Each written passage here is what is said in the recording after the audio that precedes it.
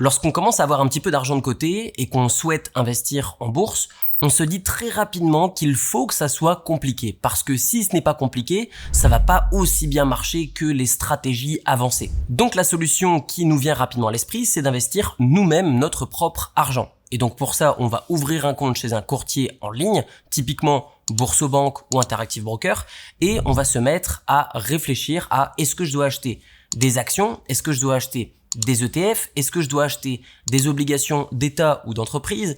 La réalité, c'est que si vous souhaitez vous diriger vers les actions, eh bien vous avez besoin d'être ce qu'on appelle un stock picker. Vous avez besoin d'être un analyste.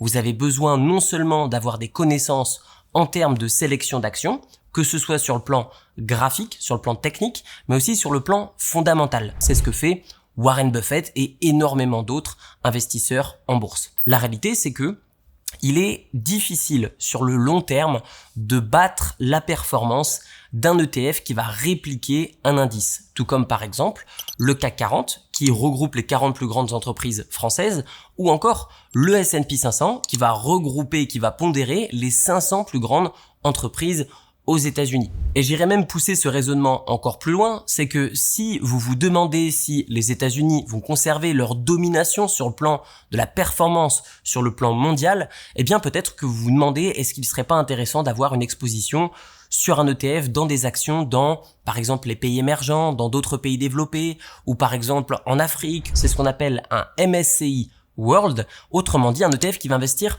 dans le monde entier. Et en fonction de votre résidence fiscale, vous allez être éligible ou pas à certains ETF. Et donc d'après toutes mes recherches sur tous les ETF qui investissent dans le monde entier, eh bien j'en ai sélectionné 2 pour vous. Pour la simple et bonne raison que si vous êtes résident fiscal français, vous allez pouvoir uniquement acheter l'un de ces 2 ETF.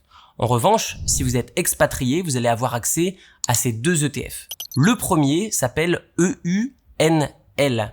Il va avoir une performance sur ces 5 dernières années de plus 81,30%, tandis que l'autre ETF qui s'appelle VT va avoir une performance de plus 50,65%, sans inclure les dividendes.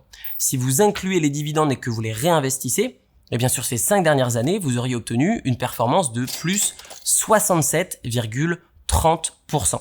Concernant les dividendes, eh bien en effet sur VT, vous allez toucher 1,93% de dividendes par an par rapport au prix auquel vous aurez acheté cet ETF. Concernant EUNL, vous n'allez pas avoir de versement de dividendes puisque la stratégie de cet ETF est ce qu'on appelle accumulant ou capitalisant. Autrement dit, tous les dividendes qui sont censés être reversés sont automatiquement réinvestis dans le fonds pour acheter plus de parts de chacune de ces actions proportionnellement. Sur VT, vous allez avoir seulement 0,07% de frais par an, tandis que sur EUNL, vous allez avoir 0,20% de frais par an. Pourquoi est-ce que vous allez avoir des frais aussi faibles tandis que les banques de proximité, les banques privées ou alors les hedge funds vont avoir des frais qui vont avoisiner les 0,5%, voire même 1% et voire même des frais de surperformance, des frais de dépôt, des frais de retrait, des frais de gestion et bref, ça n'en finit plus. Eh bien pour la simple et bonne raison que les 2 ETF que je vous cite aujourd'hui sont des ETF dites à gestion passive. Autrement dit, lorsque vous avez les traders des grandes banques qui se prennent pour des professionnels qui vont potentiellement battre le marché, ce qui ne marche pas sur une longue période de temps, eh bien typiquement ils vont avoir un fonds sous gestion active, ce qui va justement leur permettre de justifier leurs efforts et des frais qu'ils vont appliquer à vos investissements. Un élément qui est aussi extrêmement important, c'est ce qu'on appelle le drawdown. Le drawdown, c'est ni plus ni moins que la baisse maximale après le niveau le plus haut.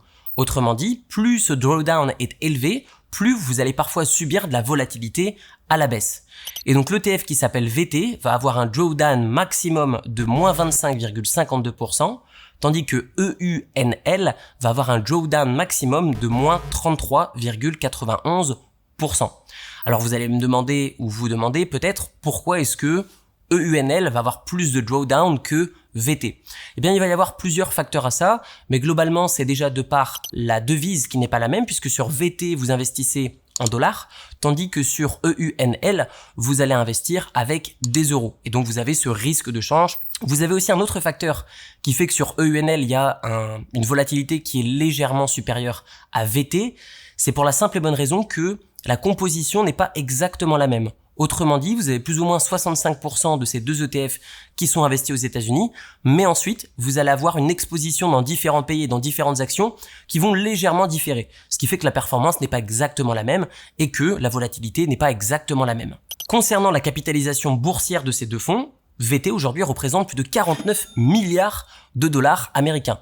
Autrement dit, à n'importe quel moment, vous allez pouvoir vendre vos titres d'ETF et récupérer du lundi au vendredi. Donc autrement dit, lorsque la bourse est ouverte, vous allez pouvoir récupérer instantanément tout simplement votre liquidité et l'utiliser comme bon vous semble. Sur EUNL, vous allez avoir une capitalisation boursière encore plus grosse avec 71 milliards d'euros. Pourquoi est-ce qu'il y a plus de valorisation sur EUNL que sur VT? Pour la simple et bonne raison qu'il existe beaucoup plus de produits financiers sur le marché américain qui vont proposer des investissements dans le monde entier, tandis que sur EUNL, c'est un petit peu tous les résidents fiscaux en Europe qui sont forcés de passer par ce produit financier qui est le meilleur devant plein d'autres. Donc si je devais conclure, il n'y a pas de meilleur produit financier, mais l'investissement dans un ETF monde en fonction de votre lieu de résidence peut être extrêmement intéressant parce que vous absorbez, vous diluez énormément de risques. Et plus tard, une fois que vous avez dépassé les 100 000 euros et plus de patrimoine, commencez à diversifier dans des classes d'actifs comme par exemple l'immobilier si ça vous intéresse ou encore le private equity. Personnellement, j'ai 30% en bourse, 30% en IMO, 30% en private equity et 10% dans des convictions personnelles comme des objets de collection, des matières premières, peu importe, des choses desquelles je vais avoir une conviction qui est forte mais pas aussi forte que sur le private equity, la bourse ou encore l'immobilier. Concernant le private equity, je suis donc le co-directeur de l'entreprise onlineasset.com sur laquelle nous aidons des investisseurs à nous rejoindre sur des opérations d'achat, développement et revente de business en ligne desquelles vous pouvez acheter des parts et devenir une petite partie propriétaire et toucher tous les mois une partie des profits par virement bancaire. Pour avoir plus d'informations sur ce type d'investissement, je vous mets le lien dans la description de la vidéo. Je vous dis à très bientôt, prenez soin de vous, ciao ciao.